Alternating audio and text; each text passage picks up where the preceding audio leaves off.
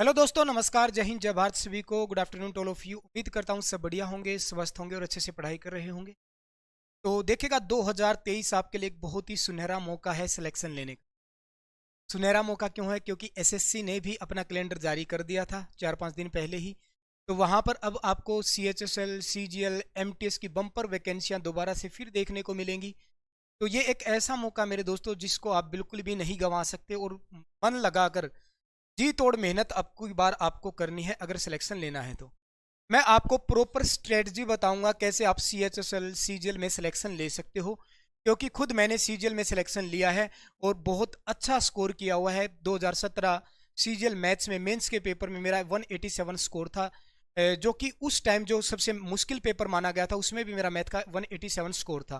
तो आपको प्रॉपर बता सकता हूँ कैसे आपको अपने सब्जेक्ट्स को कवर करना है, कैसे आपको सिलेक्शन लेना है, पूरी स्ट्रेटजी आपकी क्या होनी चाहिए और एग्जाम आपका कब होगा, तो सारी बातें जानते हैं। देखिएगा, मैं आपका मेन फोकस अभी यहाँ पर सीएचएसएल और सीजीएल पर करवाऊंगा।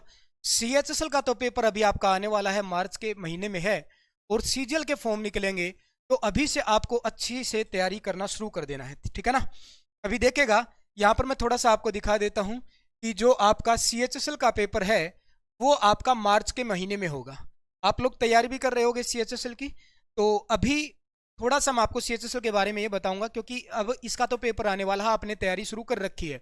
सीजीएल का मैं स्टार्टिंग से बताऊंगा, अगले 6-7 महीनों में आपको करना क्या है, किस तरीके से अपना रूटीन बनाना है, कौन कौन सी बुक्स आपको फॉलो करनी है, क्या आपकी प्रॉपर स्ट्रेटजी रहनी चाहिए, हर एक टॉपिक पे बात करेंगे, ठीक है ना। बिल्कुल एक एक पॉइंट आपका क्लियर हो जाएगा ये वीडियो देखने के बाद। बस फॉलो आपको करना भाई, फॉलो करोगे तो सिलेक्शन ले जाओगे, नहीं फॉलो करोगे तो भाई वही भीड़ में शामिल हो जाओगे, अगले साल फिर वैकेंसियों का वेट करोगे। तो एक बार तैयारी कर लो, सिलेक्शन एक बार में ही हो जाता है, ठीक है। तो देखिएगा, सीएचएसएल के बारे में सिर्फ इतना सा बताऊंगा। जो बच्चे तैयारी कर रहे हैं, मार्च का महीने में पेपर है आपका, 2 महीने बचे हुए हैं, ठीक है ना। तो 2 महीने में आपको क्या क्या करना है। देखो, कुछ बच्चे तो ऐसे होंगे जो पहली बार तैयारी कर रहे हैं, उनका अभी तक सिलेबस कंप्लीट नहीं हुआ होगा। तो पहली बात तो उन बच्चों के लिए है कि जल्दी जल्दी अपना सिलेबस खत्म करो। मेरा ये मानना है कि अगर आप किसी भी एग्जाम की तैयारी कर रहे हो तो उस एग्जाम से 1 महीने पहले तक आपका सारा सिलेबस खत्म होना जाना चाहिए। अगले 1 महीने में आपको मॉक टेस्ट लगाने हैं और रिवीजन करना है, बस सिर्फ ये काम करना। 2-2 मॉक टेस्ट लगाओ, मैं तो ये कहूंगा, क्योंकि अब जो है ना, टाइम का बहुत बड़ा पंगा है। आपको जितना टाइम मिलता उस टाइम में बच्चे पेपर ही नहीं कर पाते। रीजन क्या भाई? उनकी स्पीड ही नहीं बन पा रही, मॉक टेस्ट लगाते नहीं है, सिलेबस करने में लगे रहते हैं। भाई अपना 1 महीने पहले तक सिलेबस निपटाना है और लास्ट के 1 महीने में आपको मॉक लगाने हैं जितने ज्यादा से ज्यादा हो सकते हैं, और अपने सिलेबस का रिवीजन करना है। जिन बच्चों का सिलेबस ऑलमोस्ट कवर हो चुका है उन बच्चों को अभी से मॉक टेस्ट लगाने शुरू कर देने चाहिए। अभी से मॉक टेस्ट लगाने शुरू कर दो भाई, और किसी भी एक ऐप से नहीं, आपको 2 ऐपों से मॉक टेस्ट लगाने हैं, ठीक है ना। आप टेक्स्ट बुक के लगाओ, या फिर आप ग्रेड अप के लगाओ, या आप ओलिव बोर्ड के लगाओ, यानी कि 2 ऐप से आपको मॉक टेस्ट लगाने हैं, ताकि आपको वैरायटी के क्वेश्चन मिलते रहें और अच्छे से आपकी प्रैक्टिस हो सके, ठीक है ना। तो अब देखिएगा, ये तो थोड़ा सा मैंने आपको सीएचएसएल के बारे में बताया, क्योंकि बच्चे ऑलमोस्ट तैयारी कर रहे हैं तो उनको अपने रिवीजन पे और मॉक टेस्ट पे ज्यादा फोकस करना है। मैं आपको प्रॉपर गाइडेंस देना चाहता हूँ सीजीएल के बारे में, क्योंकि सीजीएल की अभी आपकी वैकेंसी आएंगी, तो आपके पास एक अच्छा खासा टाइम है। उस टाइम को आप कैसे यूटिलाइज करोगे, कैसे अपनी तैयारी को बेहतर बनाओगे। अभी आपने बिल्कुल भी आज तक तैयारी नहीं की ना, तो मैं कहता हूं दोस्तों, सिर्फ 6 महीने की तैयारी में आप इंस्पेक्टर बन सकते हो। बिल्कुल हाँ, 6 महीने की तैयारी में आप इंस्पेक्टर बन सकते हो, अगर प्रॉपर गाइडेंस के साथ और अपना शेड्यूल बना के पढ़ते हो तो। अब सीएचएसएल की बात करें तो, सीजीएल की बात करें तो फॉर्म कब निकलेगा सर जी? देखिएगा, यहां पर आपको दिख रहा होगा, थोड़ा सा और बड़ा कर देता हूं मैं इसको ताकि आपको प्रॉपर तरीके से दिख जाए सारी चीजें। देखो यहां पर, ये कंबाइंड ग्रेजुएट लेवल एग्जामिनेशन, इसके फॉर्म आपके कब से निकलेंगे? एडवर्टीजमेंट आ जाएगी 1 अप्रैल को, और 1 मई तक इसके फॉर्म भरे जाएंगे। 1 अप्रैल को इसके फॉर्म निकलेंगे, 1 मई तक लास्ट डेट है। और जून या जुलाई में, देखो आप खुद सोचो भाई, 1 मई तक आपके फॉर्म भरे जाएंगे। उसके बाद ज्यादा टाइम नहीं है आपके पास उसके बाद ज्यादा टाइम नहीं है तैयारी करने का। तो तैयारी आपको अभी से शुरू कर देनी चाहिए, ठीक है ना। तो जून या जुलाई में आपका पेपर होगा, तो आप ऑलमोस्ट ये मानकर चलिएगा कि आपके पास मात्र 6 महीने हैं। इन 6 महीने में तैयारी कैसे की जाएगी, अब इसके बारे में बात करते। कौन कौन सी बुक्स आपको फॉलो करनी है, सारी बातें मैं आपको यहां पर डिस्कस करने वाला हूं आपके साथ। अब ध्यान से देखिएगा, जैसे मैं सीजीएल की बात करता हूं, और एक बात और बता दूं, जैसे अभी 2022 में 2022 में आपकी वैकेंसियां बहुत ज्यादा हैं सीजीएल में, तो आप मानकर चलना और देख लेना 2023 में भी आपकी बम्पर वैकेंसी आएंगी सीजीएल की, कम नहीं आएंगी। तो आपके पास एक गोल्डन अपॉर्चुनिटी होगी सिलेक्शन लेने की। तो सीजीएल 2023 की अगर मैं बात करता हूं तो आपको पता है जी एग्जाम कब होगा इसका। एग्जाम की टेंटेटिव डेट दे दी है उन्होंने, जून या जुलाई में पेपर लेंगे, जून या जुलाई में पेपर लेंगे। अभी आपका जनवरी चल रहा है, तो आपके पास मात्र 6 महीने दोस्तों, ठीक है ना। 6 महीने में तैयारी कैसे करनी है, अब एक एक सब्जेक्ट पर मैं बात करता हूं। पेपर कैसे होता है आपको पता है, पहले प्री टायर 1 होगा, पहले आपका टायर 1 होगा। टायर 1 में आपके 4 सब्जेक्ट आएंगे, आपका मैथ्स आएगा, इंग्लिश आएगी, रीजनिंग आएगी भाई, और जीएस पूछी जाएगी। ये आपके 50-50 नंबर के आएंगे, यानी कि टोटल जो पेपर होगा पहला टायर 1 आपका 200 नंबर का होगा। तो पहले इसी की चर्चा करते हैं, इसकी तैयारी कैसे करनी है। मेंस में क्या होगा उसके बारे में बाद में बात करेंगे, मेंस में कौन कौन से सब्जेक्ट आएंगे, कितनी वेटेज है, वो सारी चीजें हम डिस्कस करने वाले हैं। तो देखो भाई 6 महीने में आपको तैयारी कैसे करनी है इसके बारे में जानते हैं। पहले आपको मैथ के बारे में डिस्कस कराता हूं, आपको बताता हूं मैथ को कैसे तैयारी करनी है। भाई ध्यान से समझिएगा, एक तो मैथ एक बहुत ही इंपॉर्टेंट रोल प्ले करता है। मैथ और इंग्लिश ये 2 सब्जेक्ट ऐसे हैं कि इनके बिना आप एसएससी एग्जाम को नहीं निकाल सकते। और अभी तो मेंस में भी आपकी जीएस आने लग गई, कंप्यूटर आने लग गया, और आपकी रीजनिंग भी आने लगी। तो सारे ही सब्जेक्ट जो आपके इंपॉर्टेंट हो चुके हैं, फिर भी मैं कहूंगा ये 2 सब्जेक्ट है ना, ये रामबाण होंगे आपके लिए, ठीक है ना। इनको बहुत अच्छे से कवर करके चलना है। तो भाई पहले तो आप जहां से भी पढ़ रहे हो, जहां से भी आप कोचिंग ले रहे हो या ऑनलाइन कोचिंग ले रहे हो, ऑफलाइन कोचिंग ले रहे हो, जो भी आपका तैयारी करने का मोड है, वहां से उन क्लासेज को अच्छे से फॉलो करना है। क्लासेज को अच्छे से फॉलो करना है, और क्लास में जो क्वेश्चन कराए जाते हैं उनको खुद भी करके देखना है। क्लास वाले जो क्वेश्चन होंगे, क्लास वाले जो क्वेश्चन टीचर जो भी आपको करा रहा होगा, उनको आपको खुद भी करना है, सेल्फ प्रैक्टिस करनी है उनकी। मेरी बात को समझे। जैसे कोई भी टीचर जहां पर भी आप तैयारी करो, जैसे मैं अपने से बच्चों को पढ़ाता हूं तो मैं उनको भी यही कहता हूं। जैसे मैंने आज प्रॉफिट एंड लॉस कराया, प्रॉफिट एंड लॉस में मैंने मान लिया आज 30 क्वेश्चन कराए, तो मैं बच्चों को हमेशा यही कहता हूं, उसकी पीडीएफ में डाल देता हूं, पीडीएफ उसकी सोल्ड पीडीएफ में डाल देता हूं। तो बच्चों को ये कहता हूं कि पहले आप उस पीडीएफ को ही सोल्व करना शाम को बैठ के, क्योंकि जो आपने क्लास में सीखा उन्हीं क्वेश्चनों की एक बार प्रैक्टिस करोगे तो सारे कंसेप्ट रिवाइज हो जाते हैं। समझ पा रहे हो, कंसेप्ट आपके बिल्डअप हो जाते हैं, मजबूत हो जाते हैं। जैसे मान लिया प्रॉफिट एंड लॉस टीचर ने आपको 4 दिन में कराया, तो 4 दिन तक आपको कोई नया क्वेश्चन नहीं उठाना, आपने जो क्लास में क्वेश्चन करे उन्हीं को करके देखो। जैसे ही वो टॉपिक खत्म होता है, आपने उन क्वेश्चनों की प्रैक्टिस कर ली, अच्छे से आपके कंसेप्ट रिवाइज होगी, फिर बुक उठाओ। उसके बाद क्या करना दोस्तों, बुक उठाओ और बुक में से उस टॉपिक की प्रैक्टिस कर दो, बुक में से उस टॉपिक की फिर प्रैक्टिस कर दो भाई। समझ पा रहे मेरी बात को। क्योंकि होता क्या बच्चों के साथ, देखो मैं बिल्कुल ग्राउंड लेवल की बातें करूंगा, जो बच्चों को समस्याएं आती हैं। कहने को तो ये बोल दिया जाता है ये बुक पढ़ लो बस आप, ऐसे नहीं होता भाई। जो समस्याएं आती हैं एज ए स्टूडेंट, जो मैंने खुद महसूस की थी, वो सारी चीजें मैं आपको बताता हूं। जैसे किसी टीचर ने आपको प्रॉफिट एंड लॉस पढ़ाना स्टार्ट किया, आप क्या करते हो, एक क्लास हुई है प्रॉफिट एंड लॉस की, उसके बाद बुक उठा लेते हो। बुक में फिर आपको लगेगा यार ये क्वेश्चन मुझसे सोल्व नहीं हुआ, ये क्वेश्चन सोल्व नहीं हुआ, आप हो जाते हो डिमोरलाइज। रीजन क्या होता है, रीजन ये होता है दोस्तों, आपके सामने बुक में रैंडमली क्वेश्चन आते हैं, वो टाइप आपके सामने आ जाएगी जो टीचर ने अभी क्लास में करवाई नहीं है। तो जाहिर सी बात है शायद आपसे क्वेश्चन ना हो, फिर आप घबरा जाते हो। तो इससे अच्छा क्या है, पहले आप क्लास वाले क्वेश्चनों को सोल्व करो अच्छे से। जैसे ही वो टॉपिक कंप्लीट हो जाता है, टीचर ने सब कुछ पढ़ा दिया उस टॉपिक में, फिर बुक उठाओ, उसमें से उठाकर प्रैक्टिस कर दो, कोई क्वेश्चन अटकेगा नहीं अगर आपको ढंग से पढ़ाया गया है तो, ठीक है ना। तो मैथ की आपको ऐसे प्रैक्टिस करनी। बुक कौन सी मैं प्रीफर करूंगा, बुक में आपको किरण की बुक प्रेफर करूंगा भाई। किरण की बुक लेकर आइएगा, उसमें सारे प्रीवियस क्वेश्चंस हैं, सारे के सारे प्रीवियस क्वेश्चंस हैं, बहुत अच्छी खासी और टाइप वाइज क्वेश्चन हैं। तो मैं सबसे बेस्ट मानता हूं एसएससी के लिए किरण की बुक, इसमें से आपको प्रैक्टिस करनी है। बात को समझ पाई। जैसे मैंने क्या कहा, जैसे ही आपका टॉपिक चल रहा है, पहले आपको क्या करना, उसी क्लास की पीडीएफ को सोल्व करना, उन्हीं क्वेश्चनों को। उसके बाद आपको जैसे ही टॉपिक खत्म होता है, बुक उठाकर उस क्वेश्चन की, उस टॉपिक की प्रैक्टिस कर देनी है। सबसे बढ़िया तरीका है। समझ पाए। ये आपको काम करना मैथ में स्टार्टिंग में। मैं बिल्कुल ऐसी स्ट्रेटजी बताऊंगा जो आप बिल्कुल धीरे धीरे धीरे धीरे अपने आप में निखार देखोगे। इंग्लिश में आपको क्या करना भाई, इंग्लिश में आपको क्या करना, गौर से सुनते रहना। इंग्लिश में आपके 4 पार्ट बनते हैं। एक आपका ग्रामर का पार्ट बनेगा, ठीक है, एक आपका फिर वोकैब का पार्ट बनेगा, और एक दोस्तों आपका पैसेज वाला पार्ट बनेगा और इसी में मैं क्लोज टेस्ट भी रखता हूं, ठीक है। और एक आपको रीडिंग करनी है अलग से, एक आपको दोस्तों रीडिंग करनी है भाई अलग से। ये 4 चीजें आपको लेकर चलनी है। ग्रामर की कोई भी बुक लेकर आओ, जैसे केडी कैंपस वाली बुक है, नीतू मैम वाली, वो भी बुक अच्छी है। और भी बहुत सारी बुक मार्केट में जो भी आपको समझ में आती है, जो भी आपको समझ में आती है, जिसके साथ आप कनेक्टिविटी फील करते हो, वो बुक उठाकर लेके आओ। पहले उसके ग्रामर्स के रूल पढ़ो, कोई भी टॉपिक उठाकर, उसके लास्ट में उसकी जो प्रैक्टिस होगी उसमें से क्वेश्चनों की प्रैक्टिस करो। वो कैब आपको कैसे करनी भाई, डेली के मैं कहता हूं 10-10 वर्ड उठाओ।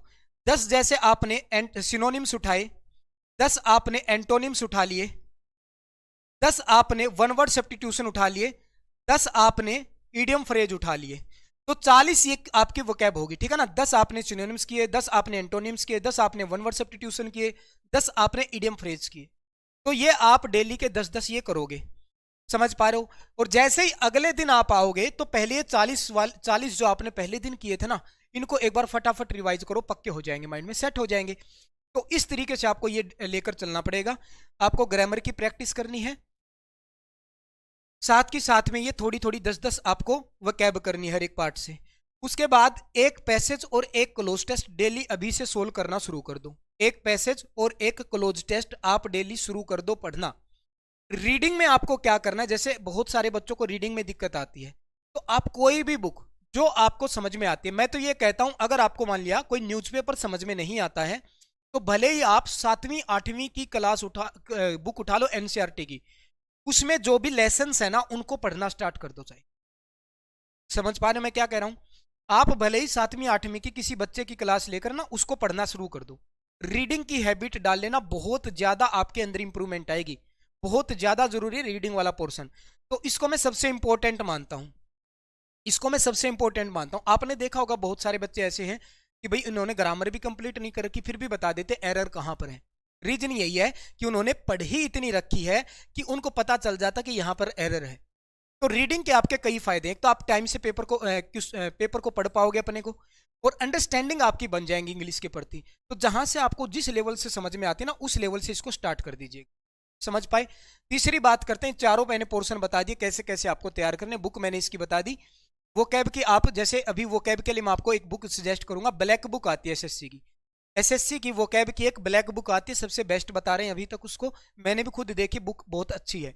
तो आप उसके लिए वो लेके आ सकते हो। अगर आप पढ़ने में अच्छे हो, इंग्लिश आपकी अच्छी है, तो आप न्यूज़पेपर पढ़ सकते हो, नहीं तो आप कोई सी भी बुक उठाकर जो आपको समझ में आती है उसको पढ़ने की हैबिट डाल लो।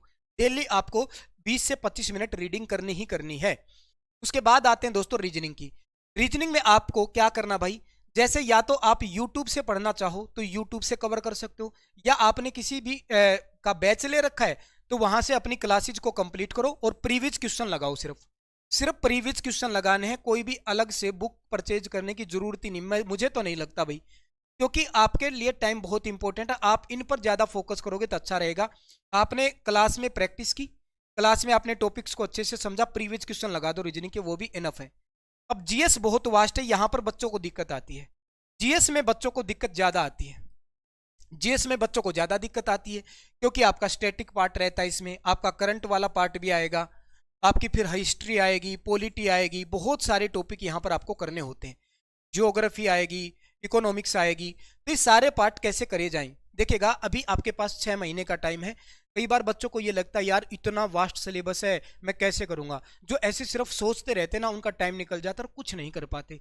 पर जो बच्चे लग जाते हैं ना, मैं ये कहता हूँ धीरे धीरे धीरे धीरे उनका सिलेबस खत्म भी हो जाता है और प्रैक्टिस भी कर लेते हैं। इतना टाइम आपके पास है, करना स्टार्ट कर दो, सोचने से कुछ नहीं होगा। अगर आपको लगेगा यार इतना सिलेबस है भाई, तो फिर कुछ नहीं हो सकता आपका।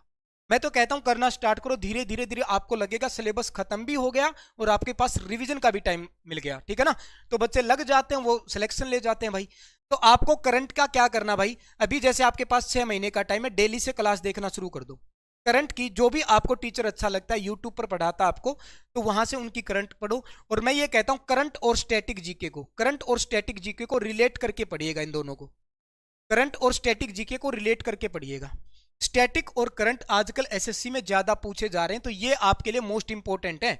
ये दोनों आपके लिए क्या है दोस्तों, मोस्ट इंपॉर्टेंट है। अपना यहां पर इनके लिए आप कोई भी बुक उठाओ, जैसे आप लुसेंट की बुक उठा सकते हो, अच्छी बुक है, या दृष्टि की बुक उठा सकते हो, दृष्टि आईएएस की बुक आती है। जैसे आपके पास टाइम है, जैसे आपको लगता है यार मेरे बाकी सब्जेक्ट पर अच्छा होल्ड है तो मुझे जीएस पर फोकस करना है, जीएस को ज्यादा टाइम देना, तो आप दृष्टि की भी बुक उठा सकते हो। नहीं तो आप लुसेंट को कवर करिएगा इन सब्जेक्ट्स के लिए, या फिर अपने क्लास नोट्स को भी बार बार रिवीजन करिएगा और लुसेंट से प्रिपरेशन करिएगा, यहाँ से प्रैक्टिस। ये आपकी सब्जेक्टिव बुक की बात कर रहा हूँ मैं, सब्जेक्टिव पढ़नी है आपको, ठीक है ना।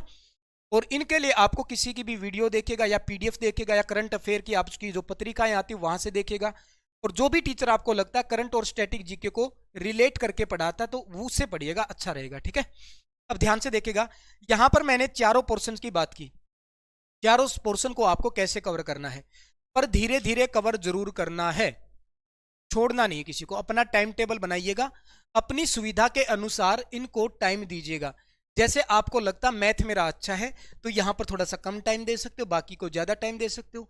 आपको लगता मेरे को मैथ में ज्यादा दिक्कत है तो बाकी पर थोड़ा सा कम टाइम खर्च करिएगा, मैथ को ज्यादा टाइम दीजिएगा। वो आपको पता है आपकी वीकनेस क्या है, आपकी स्ट्रॉन्गेस्ट पार्ट क्या है, ठीक है ना, उसके हिसाब से आप टाइम दोगे इन सब्जेक्ट्स को।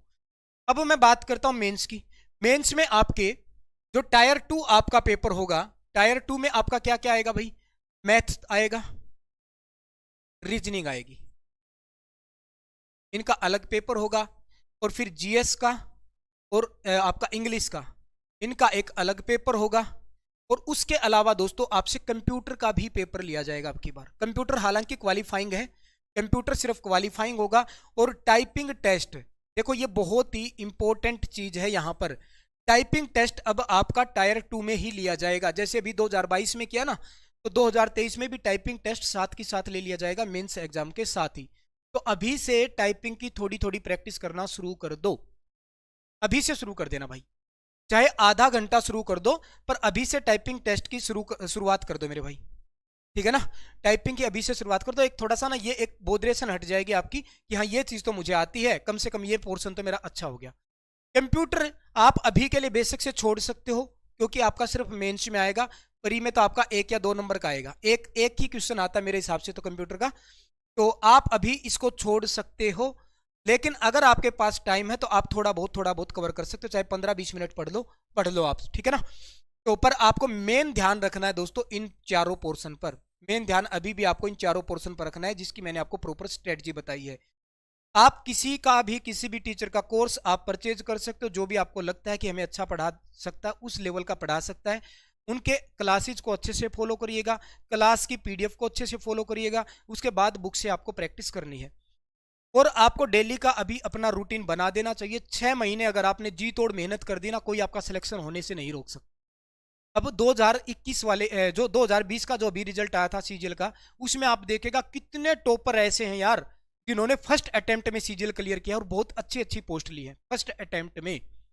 उनका भी यही कहना कि हमने 6 महीने तैयारी की, हमने 7 महीने तैयारी की, मैंने 5 महीने तैयारी की, पर उन्होंने 6 महीने ना दोस्त बिल्कुल कंसिस्टेंसी के साथ मेहनत की है, बहुत डेली मतलब रेगुलरिटी के साथ मेहनत की है। ऐसा नहीं आपकी तरह कि हम 2 दिन पढ़ते हैं 3 दिन हम फिर गायब रहते हैं। आपको कंटिन्यूटी बनानी पड़ेगी, भले ही 2 घंटे कम पढ़ लो पर कंटिन्यूटी जरूर रखो। डेली पढ़ना है तो पढ़ना ही इतने बजे तक मेरे को, ठीक है ना। तो ये आदतें आपको अपने अंदर लेकर आनी पड़ेंगी। आप अच्छे से प्रिपरेशन कर सकते हो। मैथ का मेरा भी कोर्स आया था अभी जो 2022 के लिए मैंने सीजीएल का निकाला था, तो उसमें भी आप प्रिपरेशन कर सकते हो। बहुत डीप लेवल तक उसमें मैंने मैथ पढ़ा रखा है। और आप स्टडी मंत्रा पर भी अभी सीएचएसएल और सीजीएल का बैच आएगा, तो आप वहां से भी तैयारी कर सकते हो। बिल्कुल एक प्रॉपर गाइडेंस के साथ आपको पढ़ाया जाएगा, एग्जाम रेलिवेंट चीजें आपको पढ़ाई जाएंगी, ठीक है ना। बाकी आपको जो अच्छा लगता, जहां से भी आपको अच्छा लगता पढ़िएगा, बस पढ़िएगा और सिलेक्शन ले लो मेरे भाई। 2023 को आप ऐसा बना दो कि आपकी जिंदगी का सबसे इंपॉर्टेंट वर्ष रहा हो, क्योंकि आपको पता है फिर आगे आगे आपकी वैकेंसियां खत्म होती जाएंगी। अभी तो अब की बार बहुत अच्छी वैकेंसी आई है और 2023 में अभी भी अच्छी वैकेंसी आएंगी, उसके बाद सारी कहानी राम भरोसे आपको पता है, ठीक है ना। तो अच्छे से पढ़ना स्टार्ट कर दो और मन में ठान लो कि सिलेक्शन लेना है तो अब की बार ही लेना है। तो सीजीएल आपके कंधे पर 3 स्टार ला सकता है, इंस्पेक्टर आप लग सकते हो। एक बार बैठ के आप सोचिएगा एक बार उन पलों को कि जब आपके कंधे पर स्टार होंगे, और वो एम अपने माइंड में सेट कर लो और दिन रात मेहनत करना शुरू कर दो भाई। ये 6 महीने आपको एक अलग ही दिशा में ले जाएंगे, आपकी एक लाइफ को बिल्कुल चेंज कर देंगे। लोगों का नजरिया आपके प्रति बदल देंगे। अपने माँ बाप की तरफ देखो, अपने फ्यूचर की तरफ देखेगा और अपने आप से एक प्रण ले लो आज से कि अब की बार सीजीएल पार और इंस्पेक्टर लग के ही दिखाना है। ठीक है ना? तो किसी भी इंफॉर्मेशन के लिए, कोई भी आपकी क्वारी है इस एग्जाम से रिलेटेड, तो आप कमेंट बॉक्स में बता सकते हो और वीडियो को ज़्यादा से ज़्यादा शेयर करना ताकि ज़्यादा से ज़्यादा बच्चों तक ये चीज़ें पहुंच पाएँ। तो मिलते हैं फिर आगे और नई इन्फॉर्मेशन के साथ। अच्छा, किसी और चीज़ के बारे में भी आपको इन्फॉर्मेशन चाहिए तो वीडियो के नीचे आप अपनी क्वारी छोड़ दीजिएगा, सर जी मुझे इस चीज़ के बारे में इन्फॉर्मेशन चाहिए। अगर ज़्यादा बच्चों के कमेंट आते हैं तो उसके ऊपर फिर वीडियो बनाकर आपको लोगों को गाइड करने का काम करेंगे। जय हिंद, जय भारत, खुश रहा करो, मुस्कुराते रहा करो।